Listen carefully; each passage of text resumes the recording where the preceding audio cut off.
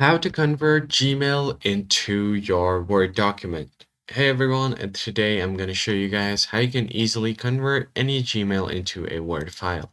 First off, go to your Gmail and open any email that you want to convert to Word file. So let's say if I want to convert this email right here into a Word file, what I'm going to do is select all of these texts top to bottom and then right click on it. You'll find the copy icon, Control+C, copy this. Now go ahead and search for a Word document and open up a new Word document. Click on blank document and then you can right click on it.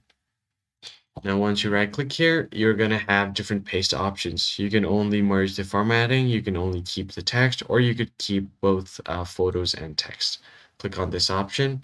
And as you can see here, all of the images along with the text has been converted into a Word file.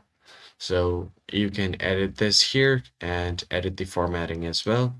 Once that is done, you could just go ahead and print it out or send it to whoever you want. Let's just try one more. So I'm just going to go here, go back to my inbox, and I'm going to select, let's say, this one right here. So I'm going to select top to bottom from here all the way to the bottom, and then right click here, copy this, go back to my Word, create a new Word file, and then right click here.